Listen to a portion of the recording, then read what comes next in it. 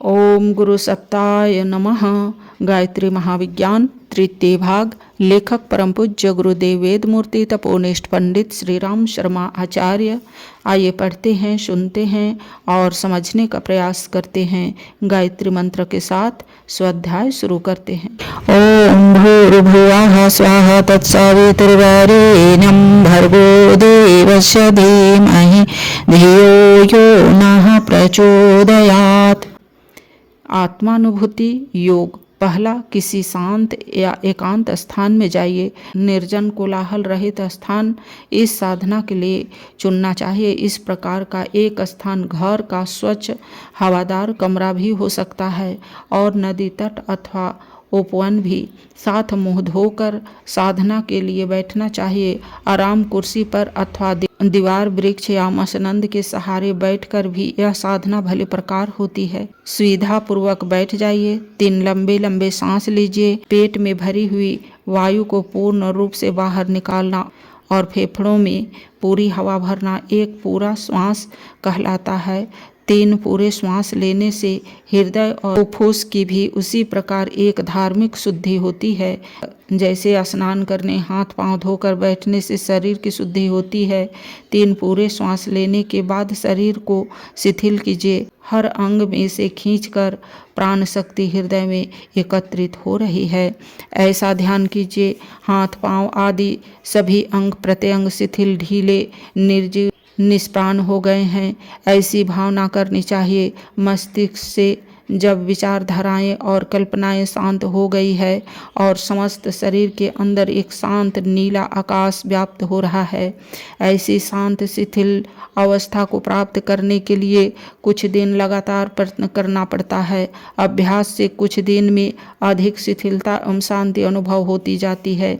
शरीर भली प्रकार शिथिल हो जाने पर हृदय स्थान में एकत्रित अंगूठे के बराबर शुभ्र श्वेत ज्योति स्वरूप प्राण शक्ति का ध्यान करना चाहिए। अजर अमर शुद्ध बुद्ध चेतन पवित्र ईश्वरीय अंश आत्मा मैं हूँ। मेरा वास्तविक स्वरूप यही है। मैं सतचित आनंद स्वरूप आत्मा हूँ। उस ज्योति के कल्पना नेत्रों से दर्शन करते हुए उपरोक्त भावनाएं मन में रखनी चाहिए। दूसरा, उपरोक्त शिथिलासन के साथ आत्मदर्शन करने की साधना इस योग में पृथक साधना है। जब यह साधना भली प्रकार अभ्यास में आ जाए तो आगे की सीढ़ी पर पैर रखना चाहिए। दूसरी भूमिका में साधना का अभ्यास नीचे दिया जाता है। तीसरा, ऊपर लिखी हुई शिथिलता अवस्था में अखिल आकाश में नील वर्ण आकाश का ध्यान कीजिए। इस आकाश में बहुत ऊपर सूर्य के समान ज्योति स्वरूप आत्मा को अवस्थित देखिए। मैं ही यह प्रकाशवान आत्मा हूँ, ऐसा निश्चय संकल्प कीजिए। अपने शरीर को नीचे भूतल पर निस्पंद अवस्था में पड़ा हुआ देखिए। उसके अंग प्रत्यंगों का निरीक्षण एवं परीक्षण कीजिए। यह हर एक कल्पूर्जा मेरा औजार है, मेरा वस्त्र है। यह यंत्र मेरी इच्छानुसार क्रिया करने के लिए प्राप्त हुआ है। इस बात को बार बार मन में दोहराइए। इस निस्पंद शरीर में खोपड़ी का ढक्कन उठाकर ध्यान अवस्था से मन और बुद्धि को 2 सेवक शक्तियों के रूप में देखिए। वे दोनों हाथ बांधे आपकी इच्छानुसार कार्य करने के लिए नतमस्तक खड़े हैं। बस शरीर और मन बुद्धि को देखकर प्रश्न हो जिया के इच्छा अनुसार कार्य करने के लिए यह मुझे प्राप्त हुए हैं। मैं उनका उपयोग सच्चे आत्म स्वार्थ के लिए ही करूँगा। यह भावनाएं बराबर ध्यान अवस्था में आपके मन में गूंजती रहनी चाहिए। चौथा, जब दूसरी भूमिका का ध्यान भली प्रकार होने लगे तो तीसरी भूमिका का ध्यान कीजिए। अपने को सूर्य की स्थिति में ऊपर आकाश में अवस्थित देखिए।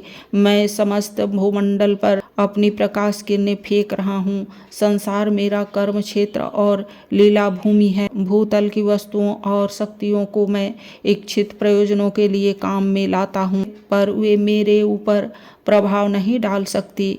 पंचभूतों की गतिविधि के कारण जो हलचलें संसार में हर घड़ी होती है, वे मेरे लिए एक विनोद और मनोरंजक दृश्य मात्र है। मैं किसी भी संसारिक हानि लाभ से प्रभावित नहीं होता। मैं शुद्ध चैतन्य सत्य स्वरूप पवित्र निर्लेप अविनाशी आत्मा हूँ। मैं आत्मा हूँ, महान आत्मा हूँ, महान परमात्मा का विशुद्ध स्फुरलिंग हूँ। यह मंत्र मन ही मन जपिए। तीसरी भूमिका का ध्यान जप अभ्यास के कारण पूर्ण रूप से पुष्ट हो जाए और हर घड़ी वह भावना रोम रोम प्रतिभासित होने लगे तो समझना चाहिए कि इस साधना की सिद्धावस्था प्राप्त हो गई। यह जागृत समाधि या जीवन मुक्ति अवस्था कहलाती है। आज के वीडियो में इतना ही। अगले वीडियो में आत्मचिंतन की साधना के बारे में पढ़ेंगे और समझेंगे। लाइक, सब्सक्राइब और शेयर करें। धन्यवाद। ओम शांति।